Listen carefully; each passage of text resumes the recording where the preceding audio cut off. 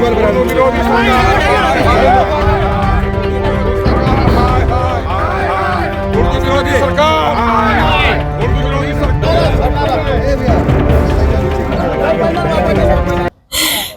में गैर हिंदी साहित्य और भाषा का विवाद फिर से तुल पकड़ते नजर आ रहा है। नमस्कार, आप देख रहे हैं केबीसी न्यूज।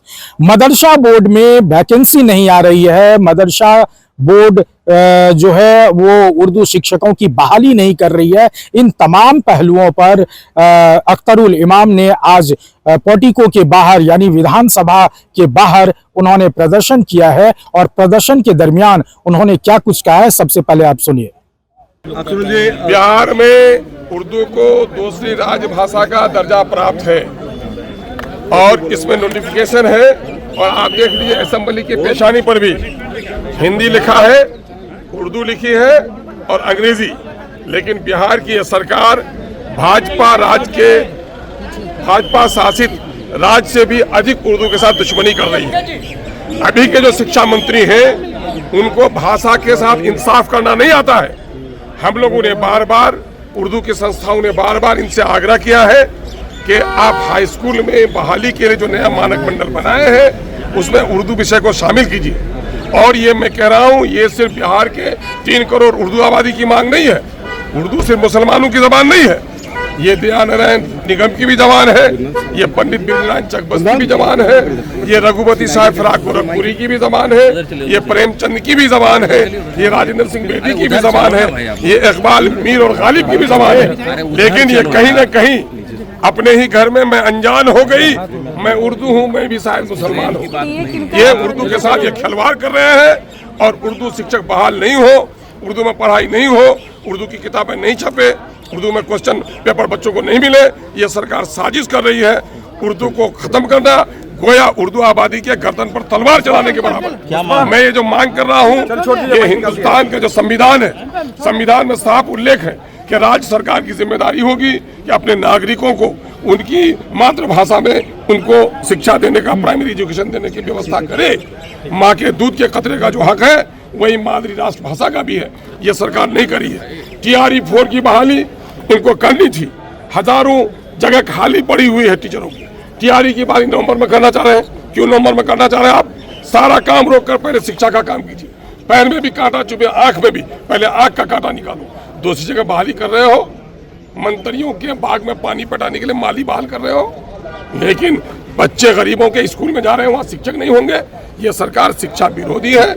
यही मामला नहीं, मदरसा शिक्षकों के पिछले 15 सालों के बकाया अंतर राशि बाकी है और सरकार उस पैसे को आज तक उनको नहीं दे रही है। शिक्षक मर रहे हैं बगैर तनख्वाह के। हाथी के सफेद दांत हैं और मामला यह है कि उसमें उर्दू भाषी लोगों को नहीं दिया जाता है। जो जदयू और राजद का झंडा उठाएगा, उर्दू का अलिफ भी न जाने, वो उसमें चला जाएगा। यही किया है इस सरकार ने। मैं कहता हूँ, जो ड्राइवर अच्छा नहीं वो गाड़ी पे बैठा दोगे, गाड़ी चकनाचूर होगी। इस सरकार ने तमाम तर संस्थाओं में नाअहल लोगों को बैठा दिया है। बिहार आज जो शर्मसार है, पढ़ाई लिखाई के मामले में क्या पलायन रुका? क्या कोचिंग की व्यवस्था वहाँ राजस्थान में हो सकता है? कोटा जा सकते हैं लोग, वो कोटा क्यों नहीं बनाया? 20 साल से एक सरकार है। हमारे बच्चों को आज हायर एजुकेशन के लिए बाहर क्यों जाना पड़ रहा है? बीमार हो तो बाहर के हॉस्पिटल, रोजगार के लिए बाहर। बिहार के लोग कर क्या रहे हैं? गरीबों की कमाई पर ऐश करना। ये सरकार इससे बाज आए, वरना इसके खिलाफ सड़कों पर लोग उतरेंगे। फिर ये तो आपने सुना कि उनका मानना है कि जब किसी मंत्री को अगर माली की आवश्यकता होती है तो उसकी बहाली होती है, लेकिन उर्दू शिक्षकों की बहाली नहीं होती है। वहीं TRE 4 पर भी उन्होंने सरकार को घेरते हुए कहा है कि जितनी जल्दी हो उतनी जल्दी TRE 4 की बहाली करे। साथ ही साथ अगर देखा जाए तो विधानसभा के अंदर जो अभी बजट सत्र चल रहा है, जितने भी विधायक आ रहे हैं उनसे लगातार कई ऐसे मुद्दे हैं बिहार के ज्वलंत, जिस पर सवाल जवाब किया जा रहा है। हम 1 by 1 अब और कुछ विधायकों का ये बयान सुनाते हैं। पूरी तरह से सरकार गरीबों को नहीं चाहती कि बिहार में जो 500 करोड़ से ज्यादा रुपया लगा के जाति जनगणना कराया गया, उसका लाभ वंचितों को मिले, गरीबों को मिले। आखिर कौन लोग जो ठेला चला रहा है, कौन लोग हैं जो गरीब हैं, कौन लोग हैं जो भीख मांगने का काम करते हैं? तो उनके लिए जो कानून बना था, कहीं न कहीं उनको, उन गरीबों को लाभ नहीं मिल रहा है।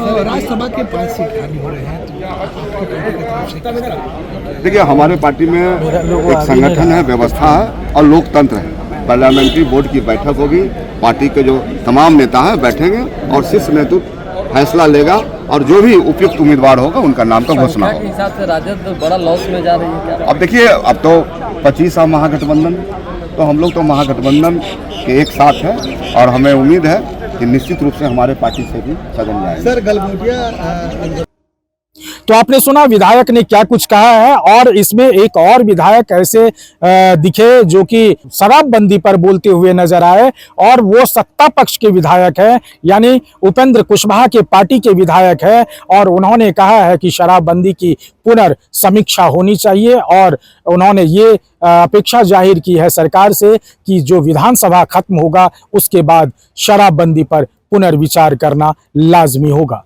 अमलेश आनंद, केबीसी न्यूज, पटना।